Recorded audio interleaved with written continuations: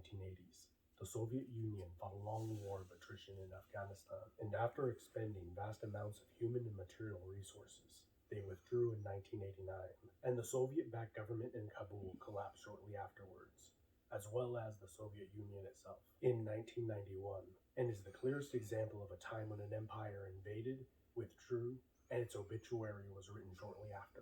The correlation between these events does not necessarily mean they caused them, but I think most would agree that the war was a significant factor in Soviet Union's decline. However, only looking at the conquests and invasions of these three empires is doing Afghan history a tremendous disservice. Okay, so you've got to get the historian's perplexity here, the modern historian's perplexity. This guy wants to come in and say, yeah, golly gee, these empires which can control the modern world, and he didn't go into the issue with Genghis Khan, but these empires that have controlled the modern world and these empires that controlled the ancient world, their apogee, the thing, came to an end on the hills of Afghanistan. Now, did the empire completely collapse as a response? No. But what is shown is the inability of humanity. At a certain point in time, you can't rule a certain people by the sword if they have the capacity to resist you, and it's in part based on geography. This nation, this area, you can't conquer because of the mountains. That's the reason.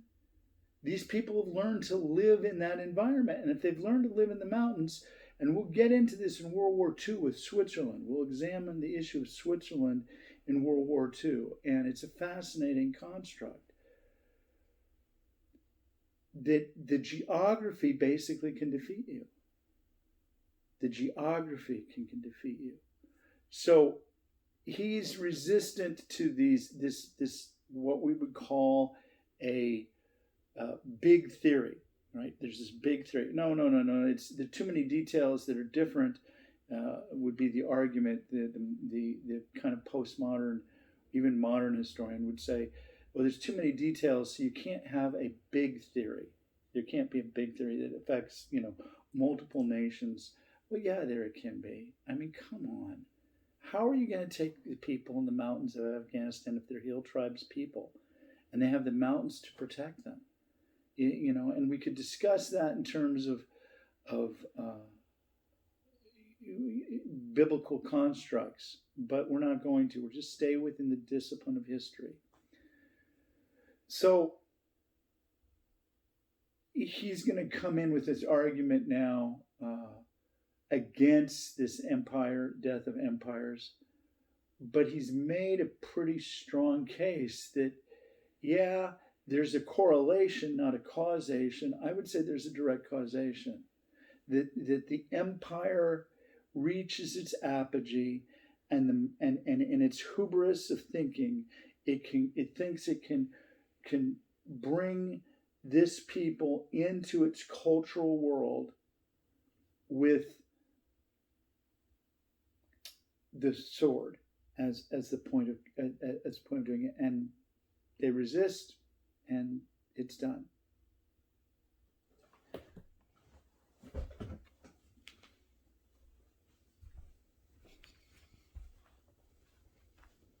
Review of the situation.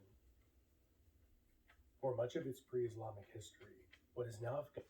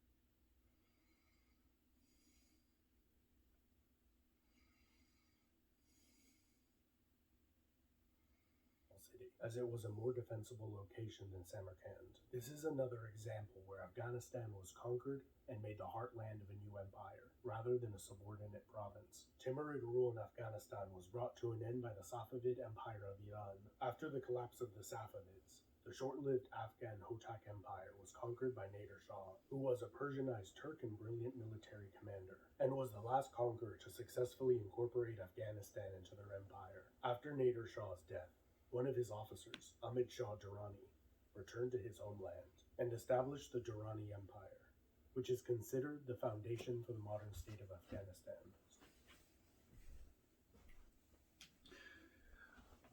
Okay, what we have there is this construct that a very brutal, strong-armed empire can emerge from within Afghanistan over that little local area and be resistant to other powers in the area.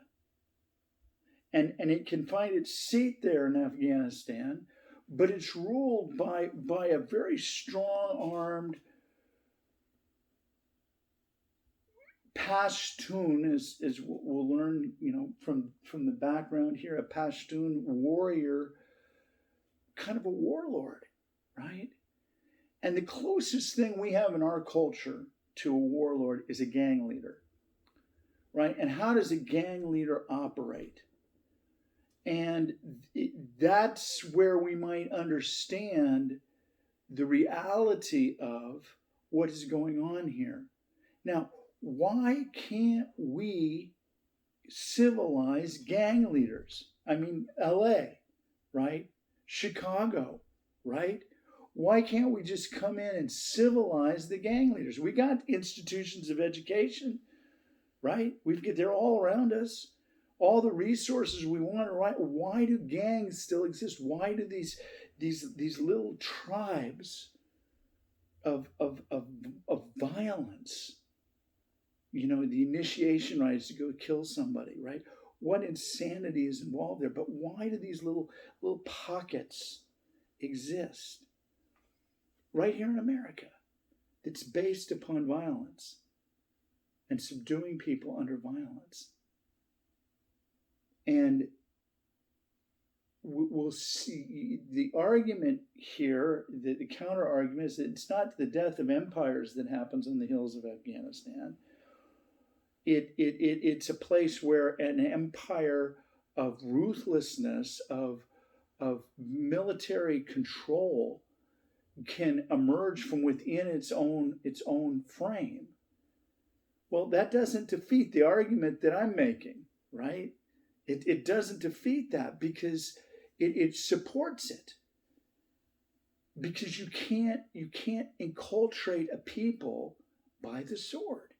And the hubris of the empire reaches its apogee and dies right there. Now the hubris dies, the empire doesn't die, but the hubris dies right there in the hills of Afghanistan. I believe that's what's happening with America right now. And I believe this is exactly what's going to happen in your generation. You're going to have to deal with this. And what does this mean? And I'm not going to get into all the futuristic constructs, but it's a very interesting reality that we see where these empires have reached their apogee. They've thought they could go beyond that. They thought they could basically rule the world. We're going to get into that. Very interesting biblical. We do have a meta-narrative that answers that question, right?